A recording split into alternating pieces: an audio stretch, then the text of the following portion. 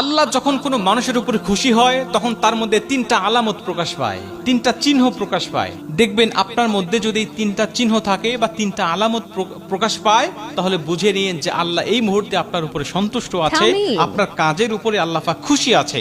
অতএব এই কাজগুলোকে আপনি কন্টিনিউ করবেন। প্রথম নম্বরে রাসূল সাল্লাল্লাহু আলাইহি ওয়াসাল্লাম বলেন, আল্লাহ যখন কোনো মানুষের উপরে খুশি থাকে, আল্লাহ যখন কোনো মানুষের উপরে সন্তুষ্ট থাকে, তখন ওই মানুষকে আল্লাহ রাব্বুল আলামিন দ্বীনের পথে চলতে সহযোগিতা করে, দ্বীনের পথে তাকে বেশি বেশি কাজ করার জন্য আল্লাহ পাক সহজ করে দেয়। আব্দুল্লাহ ইবনে মাসউদ রাদিয়াল্লাহু তাআলা আনহু বলেন, আল্লাহ মানুষকে চরিত্র দান করেন তেমন মানুষকে রিজিক দান করেন যেমন। মানে মানুষকে রিজিক যেমন দান করা হয়, মানুষকে চরিত্র ঠিক সেভাবে দান করা হয়, সেভাবে দেওয়া হয়।